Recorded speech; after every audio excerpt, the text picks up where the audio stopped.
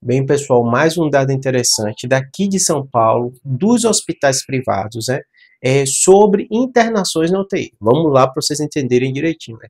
A gente tem dados do governo muito bem feitos do que a gente chama infogripe, que isso é antes da pandemia já existir. Então, todos os casos internos, casos mais graves dos hospitais públicos, eles conseguem organizar isso, né? Os dados da Fiocruz, que saem semanalmente, estão muito bem feitos, né?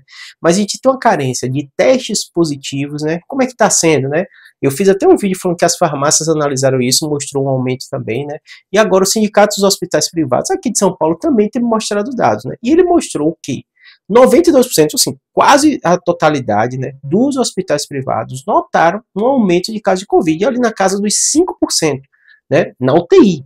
Então, ou seja, né, a gente percebe, pelo boletim Infogripe, a gente tem um aumento consistente de casos de Covid, nada para assustar, nada como a gente viu anteriormente, né? Dados do governo, do sistema público, muito precário de testes de Covid positivo, então a gente não consegue encontrar dados organizados, boletins como tinha no período da pandemia, então parou de falar dados de Covid de maneira geral, né? Mas as farmácias se organizaram e mostraram um aumento também de forma consistente, e agora os hospitais privados também se organizam. Eles mostraram, né, que eu fiz outro vídeo para vocês, colocando um aumento de suspeitas, né, de 84% de suspeitas de caso de Covid, né? E agora também anunciam esse aumento de UTI, na ordem de 5%. Então, não são números assustadores, mas quando a gente pega toda essa informação e tenta organizar, a gente vê, estamos vivendo uma onda de Covid. Então, se você, população acima de 65 anos, que tem um fator de risco, né, tem que ficar atento, usa sua máscara, em especial locais de aglomeração. Se você também é imunossupresso, usa alguma medicação, alguma coisa, também fica atento, usa sua máscara também nessa situação.